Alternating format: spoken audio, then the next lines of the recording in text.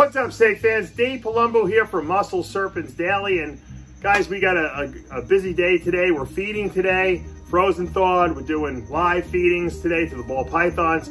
So we got a lot to do. I got to start off my day, obviously, feeding my turtles and tortoises and fish. We'll take a look at those real quick. And then we're gonna come into the snake room. I'm gonna show you how I organize my males during the breeding season so that I know who goes with what. That's very important. And I'll show you a little sneak peek of something else maybe that kind of catches my fancy. And then we'll wrap this up. Tomorrow we'll have a nice big video for you, hopefully something really special. So let's take a look and see what's going on at Palumbo's Pythons and Boas. All right, I wanted to show you the signs that I had shown you in yesterday's video. This is my the metal one, the metallic one.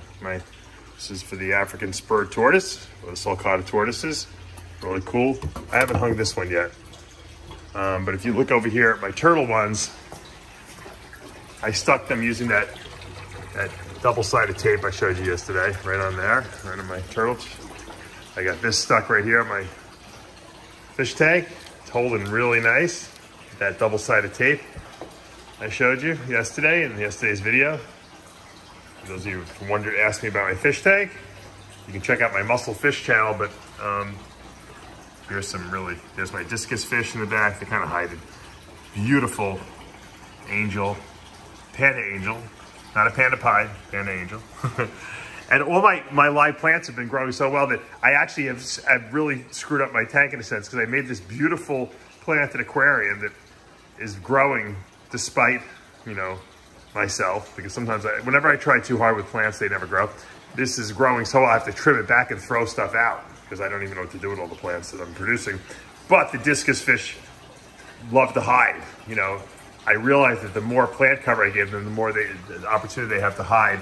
So they're not coming out, oh my God, I got this glare on there. They're not coming out as much as they would normally come out if they didn't have this much plant cover.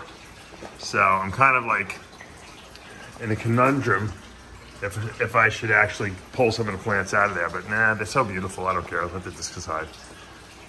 I think they're hiding more so because I have a chiller on this tank. That chiller, because it gets really hot in the garage, remember, in Florida. And the water, I don't really want the water going over 84 degrees in here, so I have to have a chiller that keeps it cool and doesn't allow it to go over 84, or it can go up to 100 degrees, and then the fish I'll be eating them for dinner. And I definitely don't want to be doing that. Just to see how good that alien tape is I told you about, take a look. I hung this sign. I had this made for my dad like 15 years ago before he passed. And when we sold this house, my father passed away, I took this thing. This thing is metal, and it weighs a ton. And I couldn't figure, I didn't want to really put screws in to the wall here. I used that double-sided tape, man. It's holding this thing. I think it's got to be at least 5 to 7 pounds. Maybe it might even be 10 pounds. It's solid metal, that thing. And so that's how good that alien tape is. Turtles are doing great. There's my two albino red-eared sliders. There's my female looking up. Coming up for some food here. There's the male. Maybe I'll get some fertile eggs this year. There's my Timor snake neck turtle I got from Tom Crutchfield. I got some my caramel albinos right there. A pair of those. I have my Florida softshell turtle, albino, that had something growing on his shell that my wife thought was a tumor. The thing fell off and it's healing over, and he's almost completely healed up, so I'm really happy. I nursed him back to health. And there's my albino pink belly side neck turtle. See, they pulls his head sideways as opposed to back. Look at that beautiful belly. And I actually have a non-albino version of him too. There he is, he's shooting around. That's my pink belly side neck non-albino, might be albino. And so turtles are doing really good in turtle tub. These are kind of my garage pets, as I call them. Got the fish tank, turtles, and then of course, I'm not gonna neglect the beautiful sulcatas. There's my two albinos right there. They're growing. I don't know why this caramel one is not growing. These guys were smaller than him when I got him. He was the big one. And he's just not growing as much as they are. They're munching down on the lettuce every day, and they're putting size on. He's not. I don't know what his problem is. Oh well. We'll keep an eye on him. I see him eating, so I don't know, he's just not eating enough, I guess. But these guys are doing tremendous. I'm gonna have to build them an outdoor enclosure pretty soon. They're hitting that point where they're gonna need to go outside, I think. Anyway, all right, we're gonna head over to the snake building where Pablo's waiting for me. He's cleaning snake tubs. We gotta see what's going on today. Okay guys, we're over here at my male ball python racks. This is where I keep all my males. Usually, most of them stay in these V35 tubs their whole life. I try not to overfeed them too much so they don't get too big. If we get an occasional one that's too big, then we have to move them to a slightly bigger rack. But these are pretty much the way it goes. But I want to show you today is how we track which male is going with which female. Now, I have to admit, up until this year, I was memorizing it all. I had it written down somewhere, but I really had it memorized in my head. I knew which male was going with which female. And I have a lot of pairings. I could do up to 50 pairings a year. So that's a lot to remember. Obviously, since Pablo came here and started helping me out as my assistant, he came up with a good system because this year we have a lot more pairings. So what we do is we have a little clip tag here, and it has a number, and the number corresponds to the sticker that's on the tub. So if we want to move this spider head, ultra male head clown male into a female, we'll take this little clip, we'll put it wherever we're going to put it on the female's cage, and then let's do it on like a little, like take this cage for instance. We have a second little sticky note with the male that's going to be on there, and then we have the number. So this is 42, this is 26, so this is not where this male would belong. We want to put the 26 with the 26. And then when we're putting males back, during feeding day, we know exactly where the male goes because we take the 26 tag with the 26 male, and these are all numerically aligned.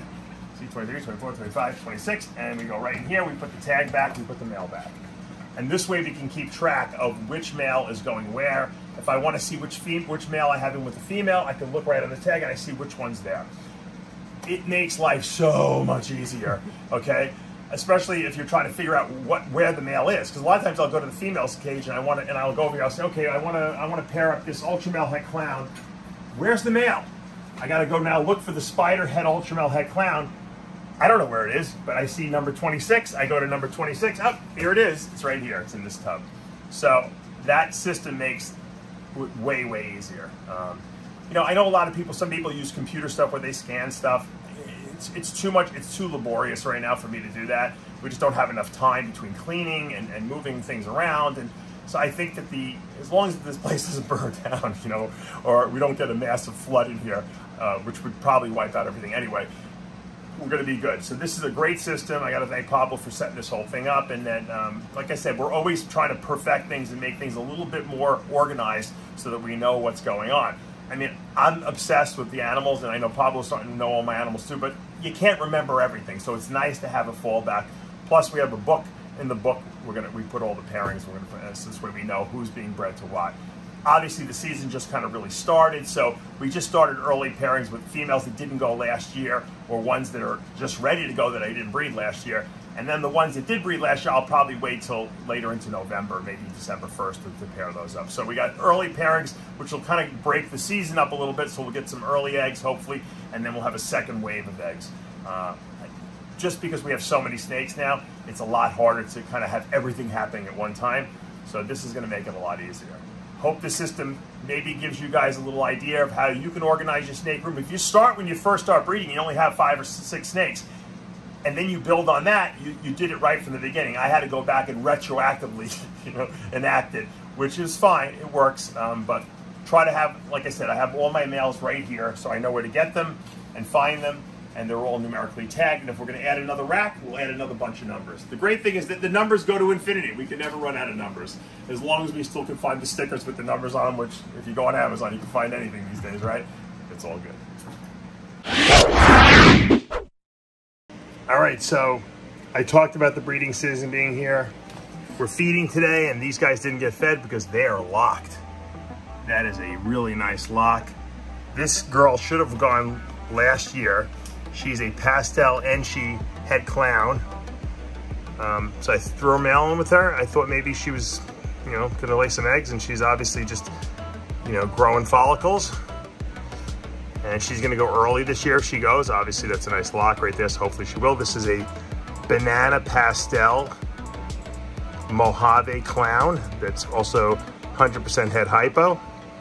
I actually bought it as a super pastel hypo, and it proved out that it was only single copy pastel and it was head hypo. So sometimes you win, sometimes you lose, you know. I always sell things, I try to sell things for less than they are, and if they are more, then great. I know Ozzy does the same thing, but anyway, this boy is still a really spectacular boy, so I'm gonna leave these guys alone, but breeding season, as you can see, is here. I'm showing you a regular pied female that I produced this year. And she put a nice size on, she had a nice big mouse today. And it's amazing when you think about it that this snake was so valuable when Pete Call bred the first pied back in the day. I mean, this snake was probably worth 100 grand. And today it sits in my collection. It's probably a $600 snake now for a female pied. Beautiful snake. You know, if you saw, like I said, if you saw this back when morphs first started, you'd be like, I will pay anything for that if you were a snake keeper. This is just the most amazing snake with the most amazing potential. And you can see, regular pied with nothing else makes the snake something special. It's not just the white broken up in there that you see. It actually enhances the color too. It like lightens everything and makes it more orange, and it's an amazing morph. And I just wanted to, you know, as I'm going through snake tubs and making sure everyone ate their mice from today, that they were fed, or their rats, and I'm just looking at snakes, I'm like, you know what? This snake is it's so beautiful, and people like, you know, take it for granted, but I love visual pieds because I have some really amazing males, and I like to keep back pieds because you can never have enough regular female pieds, because I want to, when I breed my amazing pieds, I want to produce visual stuff. I don't want to have to deal with hets if I can avoid it, unless I'm crossing two crazy morphs together and I'm making double hets or something like that. So this female is very valuable in the right collection, and you know, you gotta build up your females. You know, when I always tell people, and they ask me for advice about how to get started in breedings, I'm like, get good females first, and then buy your males later, because the male today, 2 years from now, will be probably half or a quarter of the price it is now, even if it's an incredible looking morph. That's just the way it works. And females take 3 years to grow, so it's silly to buy a male today that's, you know, cost you double what it'll cost you in 2 years, and males will breed in a year, you know. So get good females first, unless there's an amazing male that's just, you know, you have to have it, and you want it, and it's going to make your collection. That's a different story. So pied, man, this is what started the whole craze, or one of the things that started the whole craze. At least the crazy amounts of money people were paying, although people paid a lot of money for spiders back in the day too. All right, guys, that's going to do it for today. You know, I wanted to show you that pied female at the end because it's so amazing when you think we lose perspective on things because when time passes, we forget how valuable a single pied female was. People were paying 25 grand for het pieds back in the day, and now we take it for granted. But man, these visual pieds, especially females, are so valuable in a breeding program where you're trying to produce pieds. Same thing with visual clown females, very valuable. Get as many as you can, grow them up, have extras.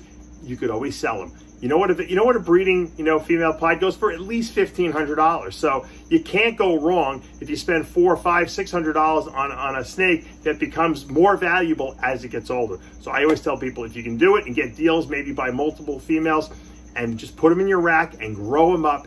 That's how you start a breeding program. It's very important. The males come later, but females are invaluable. And you know what? You got to have duplicates, because sometimes they don't eat, sometimes they don't want to breed, sometimes they die, and that's just the way it is. So always have backups. That's the moral of the story. All right, guys, I hope you loved these videos. I hope you want to see more coming. If you do, hit that subscribe button, turn on your notifications, hit the like button.